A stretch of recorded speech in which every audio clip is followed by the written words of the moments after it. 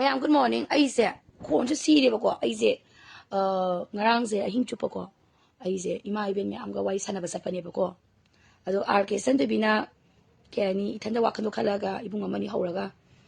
Dum gari da dum chat laga ima sing wai sana ise kay marum ginwai badudi. Ay ngonda hangbira no ba. Si bawa khangja gadi ay kay na explain taw no khangja dri bako mai tai masa moina. Laksani iba wafam di. Hausi cookie na separate administration se phangren khalasiba.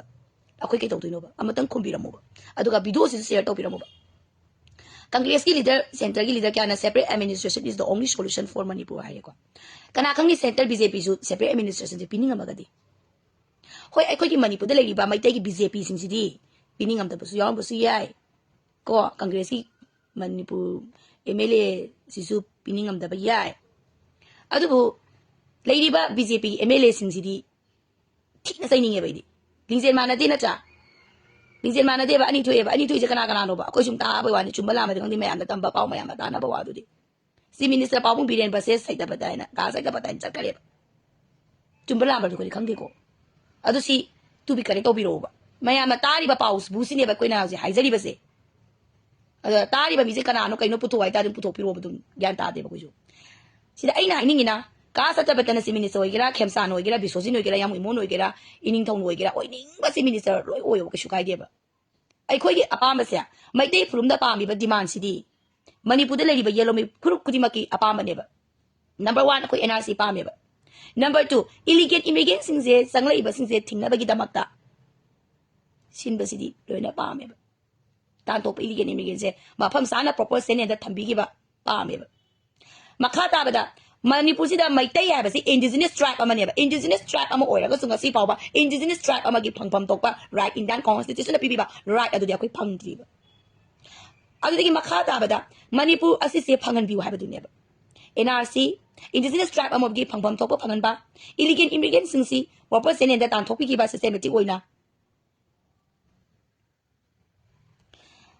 makhata ba matam da ai ko gi reserve forest pasana kan ba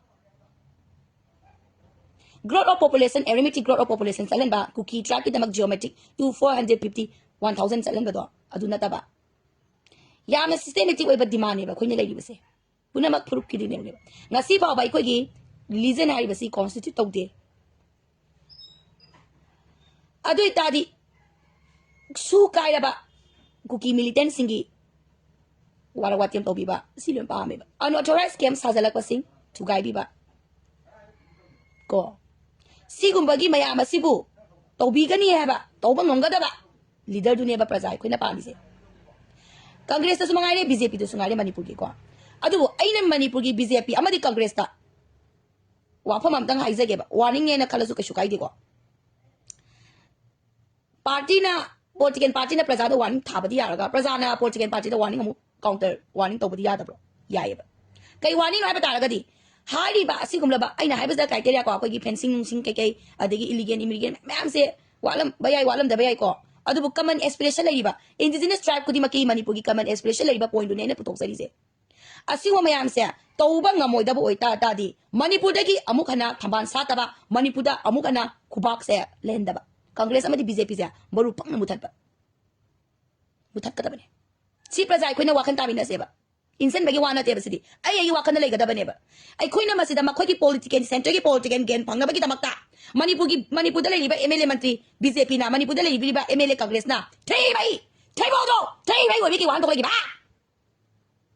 Kay wan tong lagi ba? Ay koy si indigenous tribe ni may tay se. Ngasi ba wa indigenous tribe mo bagi pang to ba koy di kay panggay. Ay koy citizen sa na may constitution ba? Ay ko gi pang to pa education do any pang to ba rat nga ba illegal immigrant proper senior da thambiu hai ba ne ba Manipur gi land resources ya mapam sana protection to biu hai ba ne ba mo gi thangwai gi maming pajal laga a tiger road jama road photong to ba ba ada ne thola se ko iso kangla di na kada mong na pili gi thong la si ada di kangla di gi na sengmai ba ba ana mai tingong gi thong la se ada di kangla di gi na moirang ba na iwe la gi thong la se ya ka Ako di pari ba?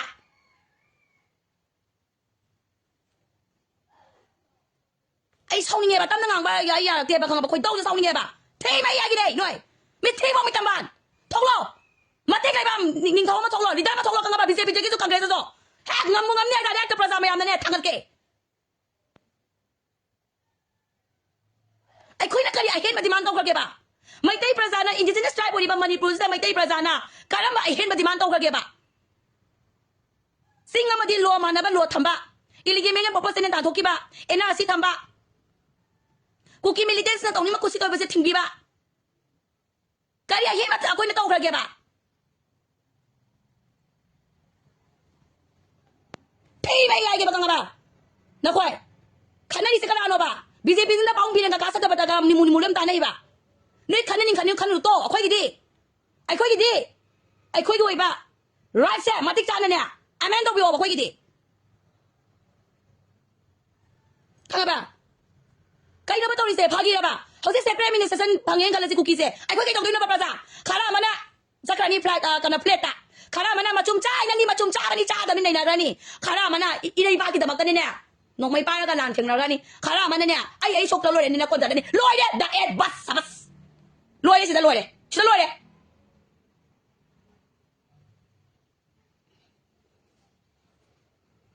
เปียคุยทั่วกี่เปีย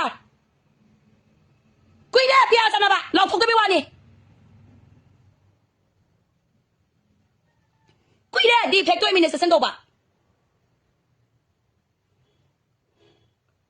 ngasih thasa leba sentence force kali kita makam India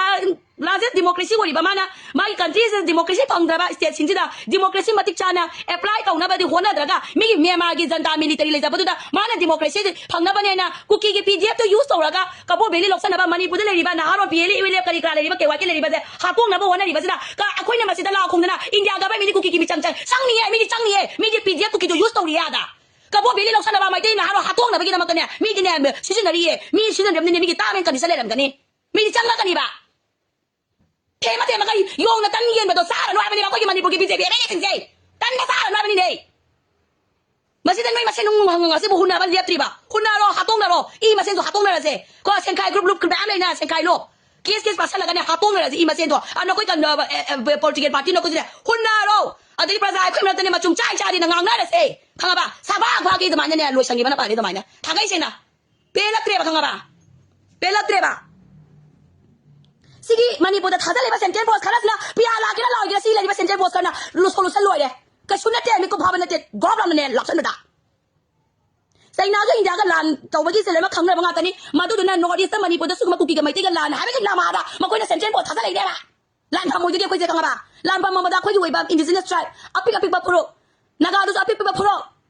ko naga ga mai te ga se mu thal la ga ne mo ya pa lo de ba khang ba naga apik ba pro sin se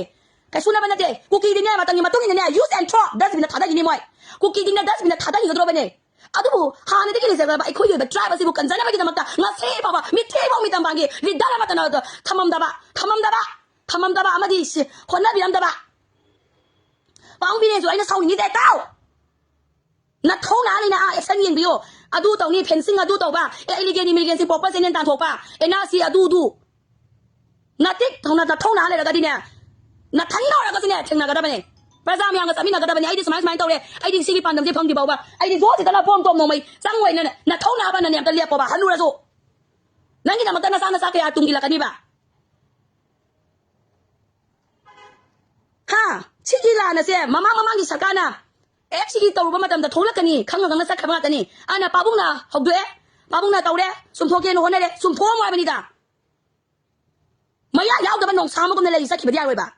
ข้างบ่านักท่องนาโดเอ็กชันยังไงนะการเอ็กชันโน่นนั่นยังคนนี้เห็นดูเสียการเอ็กชันโน่นคนนี้เห็นดูเสียดีใจกับเอ็กชันดูระบานักทันโดยสุนัขทงละกันเราจิตนักทันโดยสุนัขทงละกันระบานักทันโดยสุนัขน้องเคยมาเนี่ยลานมาเพิ่มมาเนี่ยสักกันระบานักทันโดยสุไอ้ดิซีบ้าบุตรเนี่ยบุตรนักทันโดยสุยาโรยบ้าเสียมตาเขาสิมันนี่โปรจีพีซีพีเอ็มเอลเอมาที่คอนเกรสเอ็มเอลเอมาตัดเสียมยาโรยบ้าสิkaya ang kaya ba ina sige ang kaya ay sabi ako ba